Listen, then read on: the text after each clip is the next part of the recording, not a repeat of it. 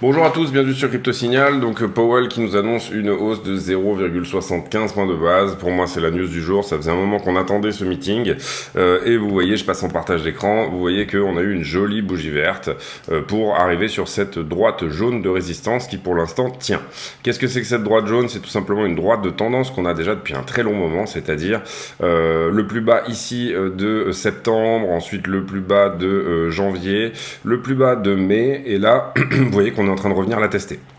C'est la tendance globale de tout le mouvement. Alors bien évidemment, vous avez un deuxième ATH entre temps, etc.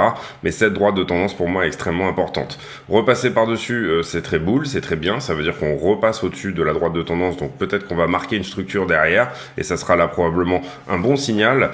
Et vous voyez que entre temps, on a pas mal de résistance sur la route.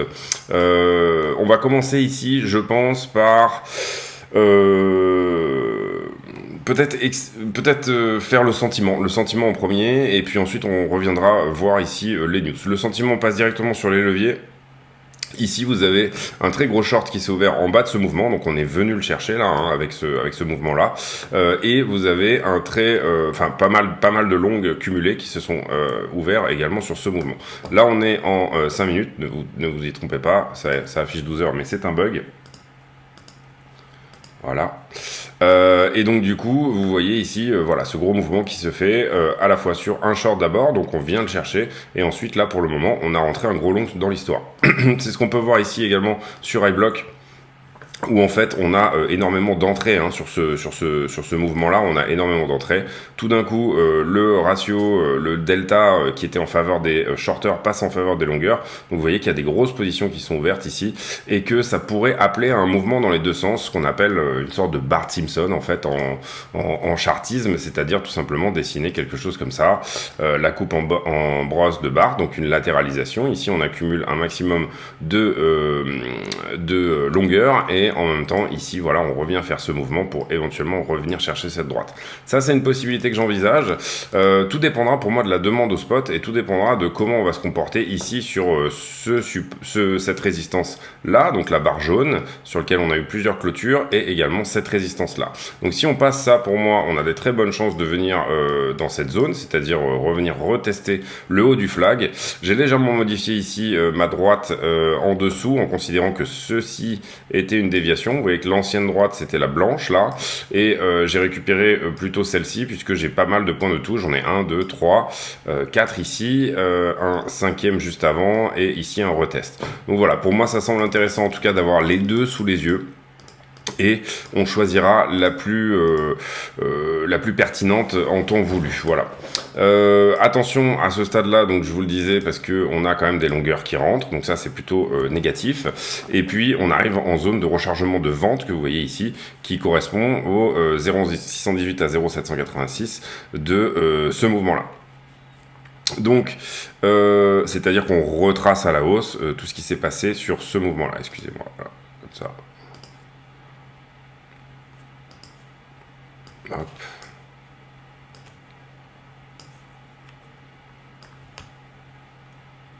Voilà, revenir chercher ici cette boîte entre 0,618 et 786. On retrace à la hausse ce qui a été fait sur ce mouvement-là, d'accord? Donc très court terme, cette zone de rechargement, mais là ici on va probablement avoir du short qui va rentrer également. Ça peut nous aider à casser, justement, et mais comme ça peut également faire une pression vendeuse qui fait qu'on se retourne. Voilà pour le sentiment et l'analyse graphique. On va passer assez rapidement sur tout ça aujourd'hui. Comprenez bien ici que ça s'est fait à la minute près, c'est-à-dire que les taux ont été annoncés. Les taux ont été annoncés à 20h, et vous voyez là ici la bougie de 20h, et ensuite toutes celles qui s'en suivent, etc. Donc on a ici un joli pourcentage de hausse. Pour ceux par exemple qui avaient pris, je sais pas, un token leveragé sur Ethereum, on est pas mal. Si on vendait cette résistance là, comme ça aurait pu être le cas, eh bien vous avez ici quelque chose de bien. La grande question ici, c'est qu'est-ce qu'on va dessiner là, en haut de ça? Est-ce qu'on va dessiner un mouvement comme ce qui commence un petit peu à se faire? Alors là c'est du 5 minutes, donc ça vaut ce que ça vaut, mais comme ça commence un peu à se faire, c'est-à-dire un mouvement qui n'est pas un mouvement d'essoufflement, mais qui est plutôt un mouvement de on respire avant de repartir.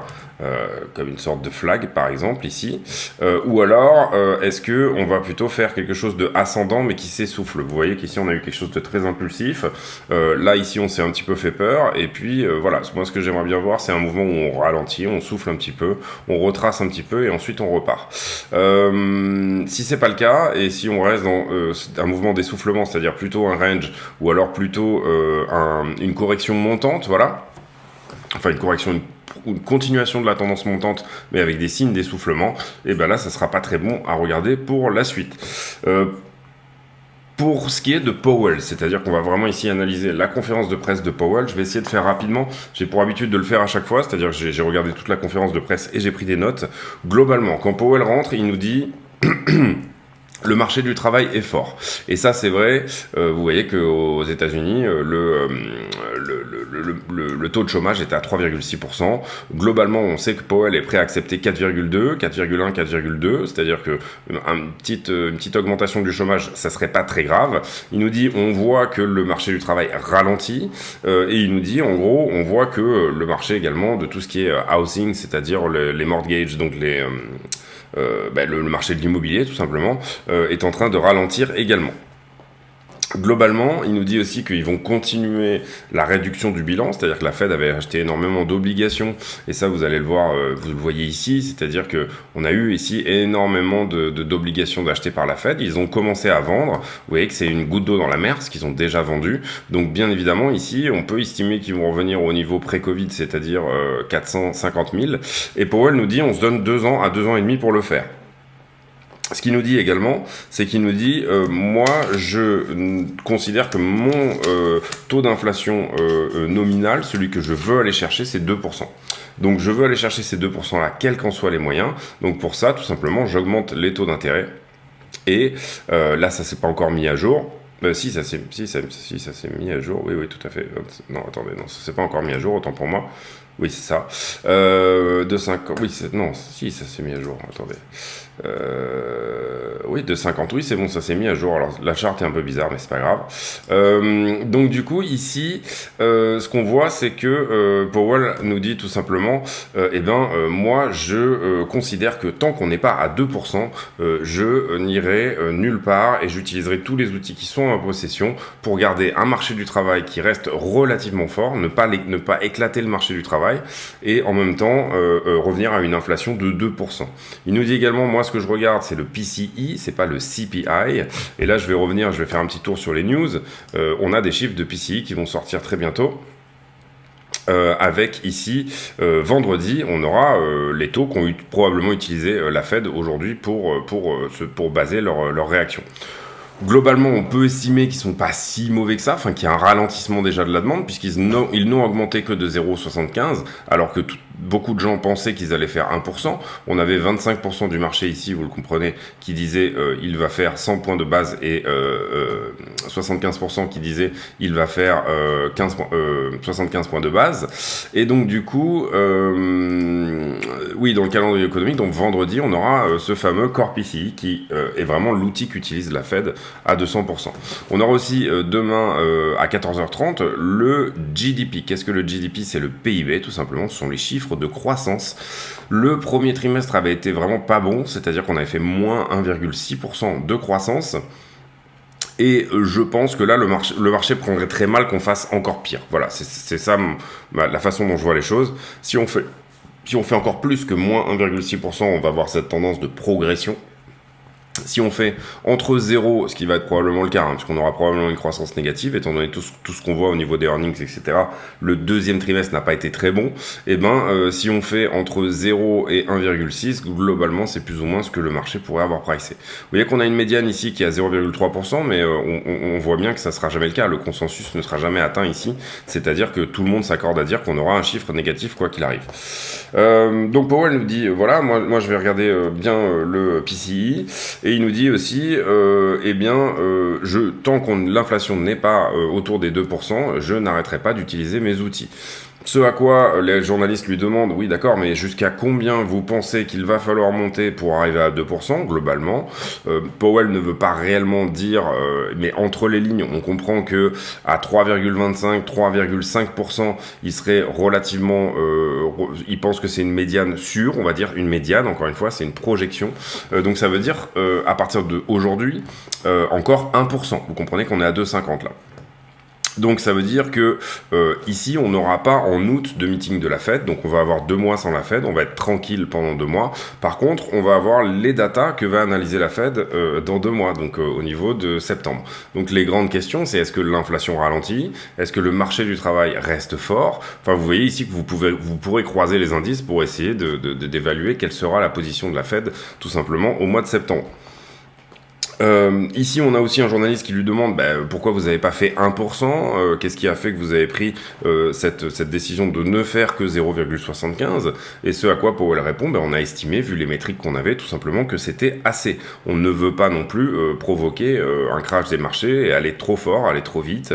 Donc voilà, ici, donc bien comprendre qu'on aura 2 CPI qui vont sortir avant le prochain meeting de la Fed qui va être en septembre. Donc on aura des chiffres sur l'inflation bien avant eux, et donc on pourra éventuellement ici pricer comment va se comporter la Fed. On demande là-dessus à Powell, et donc du coup je fais les questions des journalistes en accéléré, on lui demande est-ce que vous pensez du coup qu'on est en récession ou pas. Powell dit théoriquement avec un marché du travail aussi fort, un quasi plein emploi, c'est difficile de parler de récession. Ça a été pour beaucoup aussi le discours de la Maison-Blanche et du Trésor américain ces derniers jours. Donc du coup, il nous dit, pour moi, c'est difficile de voir une récession alors que on a un marché du travail qui est très fort. Ce qu'il nous dit aussi, c'est assez fréquent que des débuts d'année soient difficiles, qu'on ait une inflation forte également en début d'année, et puis que finalement le marché, la fin de l'année, on va dire, sauve un petit peu l'année. Donc lui, il le voit plutôt comme ça, il voit plutôt comme juste, on a fait 5,5% de croissance l'an dernier, suite à la reprise Covid, l'optimisme, tout le monde est vacciné, l'économie repart, etc. Et donc du coup, il le voit plutôt comme, on va calmer un petit peu ici la machine, parce qu'elle est potentiellement en train de s'emballer, notamment au niveau des prix. Sur l'annonce du GDP, donc demain, vous le voyez ici, Powell parle aussi, et Powell nous dit, pour moi, c'est quelque chose qui va être révisé beaucoup de fois. C'est-à-dire que je ferai très attention en regardant le chiffre de demain, tout simplement parce qu'il va être révisé 3 fois. Vous savez qu'il y a 3 révisions du GDP. Là, c'est le first release, ensuite il va y avoir le deuxième release et finalement le final. Donc voilà, ça c'est important à comprendre aussi.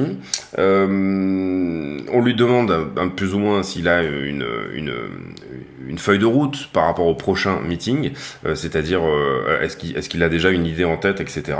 Et là, Powell botte en touche en disant, moi, il me faudra les datas qui vont sortir pendant les 2 prochains mois pour tout simplement prendre ma décision sur, on fait meeting par meeting, quoi. En gros, voilà, il a un petit peu fait une réponse de politique. En ce qui concerne la réduction de la balance, donc la Fed s'est donné 2 ans et demi pour réduire tout ça. C'est ce que je vous montrais ici. C'est-à-dire, là, vous comprenez que pour l'instant, on a droppé vraiment une goutte d'eau dans l'océan sur ce qui est du bilan de la Fed, c'est-à-dire tout ce qu'ils ont acheté, puisqu'ils ont acheté ici énormément d'obligations pendant que, on va dire, on était Covid, etc. Donc ici, on a imprimé de l'argent pour acheter des obligations sur le marché des obligations. Et puis, vous voyez ici que Powell nous dit on va se donner entre 2 ans et 2 ans et demi. Ça reste quelque chose d'assez rapide, étant donné tout ce qu'on a effectivement engrangé là. Mais ça reste relativement lent par rapport à ce qui s'était fait par le passé. Donc là, il nous parlait de toute cette vente-là qui avait lieu ici, qui était en cours, mais au moment où vous le voyez, on arrive en plein 2019. Là, on a un gros sursaut également de la balance de la Fed. Et puis là, c'est bien entendu le crack Covid qui intervient ici à peu près au niveau du... Vous le voyez ici... Voilà, mars 2020, et c'est ici qu'on achète très très fort. Donc voilà, globalement, je dirais que tout ça est plutôt positif. Powell nous dit aussi, regardez les bonds, donc tout ce qui est ici, voilà, tout ce qui est yields, les 10-year yields, voilà. Regardez les bonds et vous voyez qu'il price que dans 10 ans, on sera à peu près à 3,50 d'inflation, donc il considère que c'est une très bonne target. Et à la fin, il fait plus ou moins un petit peu un mea culpa. On lui dit, est-ce que vous pensez pas que vous avez réagi un petit peu tard, etc. Il dit pas qu'il a mal fait, il dit pas que ça aurait changé quelque chose s'ils avaient augmenté les taux, pardon, plus tôt. Par contre, il dit, si c'était à refaire, je referais pas la même chose, c'est-à-dire qu'effectivement, comment vous expliquer ici, on est là donc sur l'inflation, hop, on est sur l'inflation là ici avec le corp ici et le PCI global, on va dire, donc tout ce qui est lié un petit peu à la demande et tout ce qui est lié ici à l'offre. Et globalement, le moment où la Fed commence à augmenter ses taux, on est à peu près par ici, autour de mars. S'il avait effectivement augmenté ses taux plus tôt, on serait probablement ici autour de 6 ou 7% d'inflation, hein, c'est ce qu'on peut se dire, puisque il aurait calmé au moins cette partie-là en amont. Et en fait, voilà, en gros, il nous dit, moi, je pouvais pas savoir que ça allait envahir l'Ukraine, etc., et que tout ça allait créer une pression sur les prix des commodités. Commodités étant le pétrole, la bouffe, etc. Donc voilà, vous comprendrez ici que qu'est-ce que ça nous donne également sur les marchés américains. Vous voyez que les marchés américains l'ont très bien pris, hein, vous le voyez là.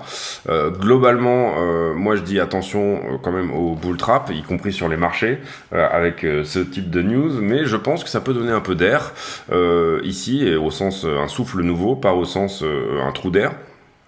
Mais on a encore ici des gaps, des choses à venir chercher, un retest par exemple de cette ligne de biseau sur le S&P 500. Quand j'analyse également ici le Nasdaq, j'aurai un fabuleux retest à faire ici avec ce gap à combler également. Voilà, il y a des choses qui aussi au niveau analyse technique pourraient nous dire que ça pointe plutôt vers le bas. Donc voilà pour mon analyse personnellement. Si je devais donner ici voilà une target pour ce qu'il est en train de se passer là actuellement, personnellement je dirais que c'est difficile parce que vraiment les deux scénarios sont possibles, mais moi je suis plutôt baissier, c'est-à-dire que je dirais, et vous comprenez que c'est complètement contre-tendance ici de le dire, mais je dirais qu'on va plutôt ici vers un retour vers le bas du flag. Et qu'on va se faire rejeter potentiellement par cette résistance jaune ici, etc. Moi j'avais ouvert un long en token leverage, enfin en leveragé quoi, mais sans prix de liquidation, c'est-à-dire j'avais ouvert un long sur ce mouvement, et là j'ai pris profit, j'ai pris un premier profit ici à cette barre, et j'ai pris un deuxième à celle-là. Je peux peut-être me tromper complètement, parce que c'est vraiment possible ici que tout aille un peu dans les deux sens. La cassure de ce flag ici, elle est belle, elle nous donne une target qui est plus haute. Donc c'est vraiment ici en fonction de vous, votre psychologie, comment vous voyez les choses. Si on casse ce flag vraiment et que c'était vraiment un flag à proprement parler, vous voyez ici qu'on a une target de 26 419. Personnellement, j'attends de voir. Donc là, voilà, je savais que ici, sur cette résistance-là, le prix allait probablement se calmer. Et en gros, si je vous le montre en 4 heures, vous allez voir que ça va être assez flagrant.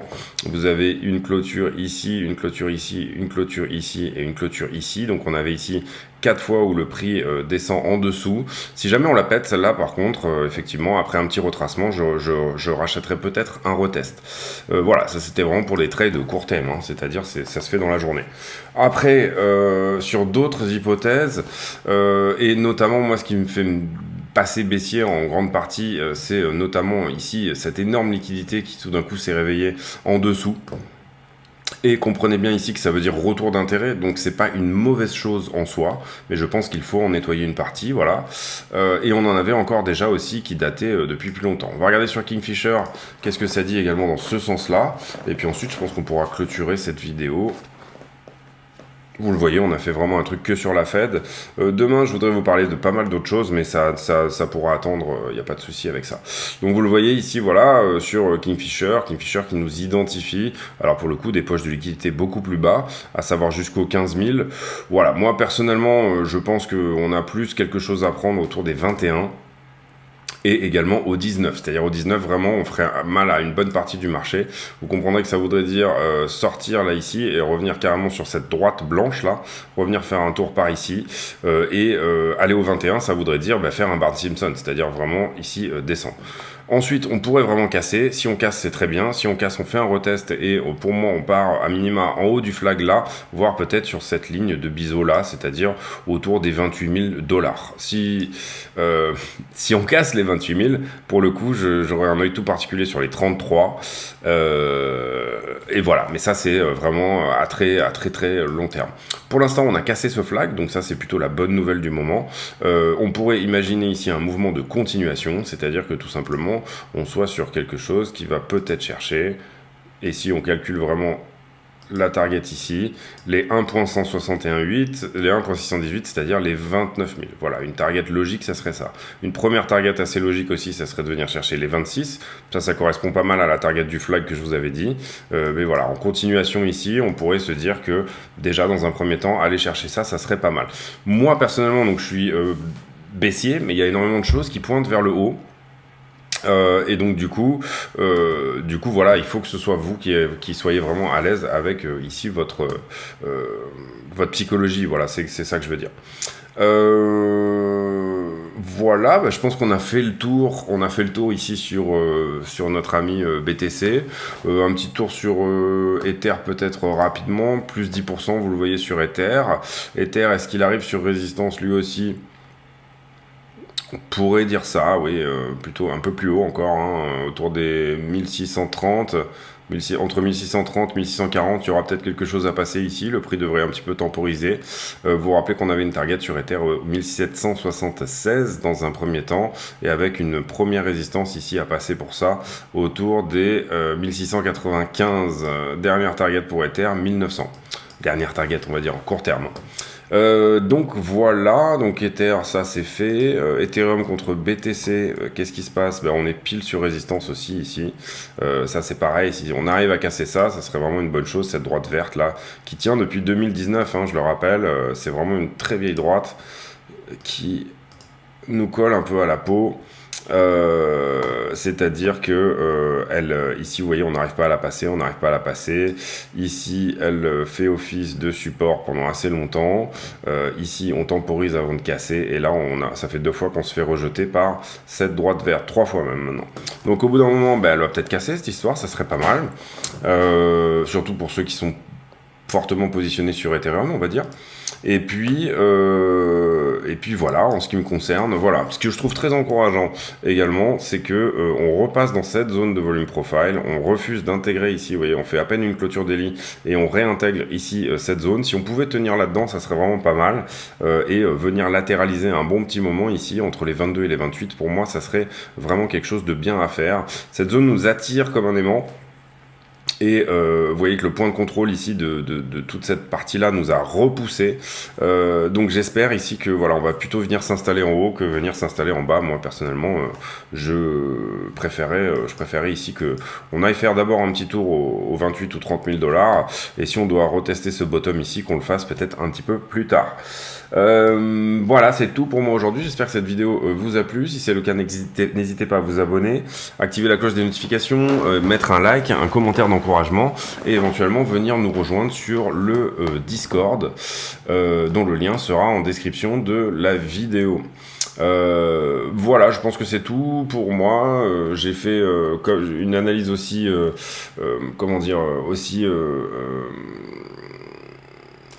blanche, quoi, voilà, aussi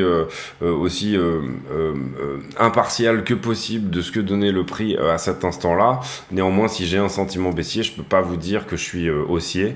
Donc j'ai à un court terme un sentiment de retest des 21 voire 19. Néanmoins, il y a des très jolies choses qui pointent vers le haut, donc du coup, ça serait vraiment bien qu'on y aille, et ça serait vraiment bien pour tout le monde. Je pense que ici, BTC prenne un petit peu d'air autour des 28 voire 33 000 $. Pour la question à la con du jour, c'est-à-dire j'ai pour habitude de demander des commentaires à la con, eh bien la question du jour sera ah bah tiens, j'ai une suggestion d'abonné qui était vraiment pas mal. On va faire quelle est votre meilleure blague du moment, c'est-à-dire blague bien sûr aventure courte, hein, sinon ça fait un peu long à écrire dans les commentaires. Mais quelle est votre meilleure petite blague de merde du moment? Ça sera ça le commentaire à la con du jour. J'ai pour habitude de demander ça aux gens qui regardent la vidéo jusqu'à la fin, histoire de discuter d'autre chose que du Bitcoin. Je vous souhaite à tous une excellente soirée. Merci de m'avoir suivi. On se retrouve demain pour un nouveau point météo sur le Bitcoin. À très bientôt. Salut.